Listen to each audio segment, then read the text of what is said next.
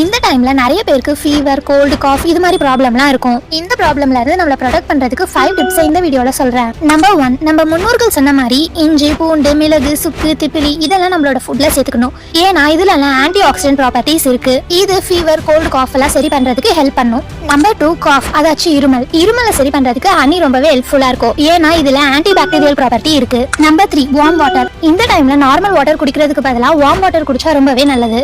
Number 4, steam inhaling அதாச்சும் ஆவி பிடித்தல். வேப்பிலை, மஞ்சள்லாம் போட்டு ஆவி பிடிக்கிறதுனால கோல்டு, ஃபீவர்ல இருந்து நம்மள ப்ரொடெக்ட் பண்ண முடியும். நம்பர் 5, இந்த மாதிரி டைம்ல இம்யூனிட்டி பவர் ரொம்பவே கம்மியா இருக்கும். அதனால இம்யூன் சிஸ்டமை பூஸ்ட் பண்ற மாதிரி ஃபுட்ஸை நம்ம எடுத்துக்கணும். லைக் ராகி, கேழ்வரகு, கம்பு இது மாதிரி. இந்த வீடியோவை மறக்காம உங்க ஃப்ரெண்ட்ஸ் அண்ட் ஃபேமிலிக்கு ஷேர் பண்ணுங்க. இது மாதிரி இன்ஃபர்மேட்டிவான விஷயத்தை தெரிஞ்சுக்க இந்த வீடியோவை லைக் பண்ணிட்டு சப்ஸ்கிரைப் பண்ணிக்கோங்க.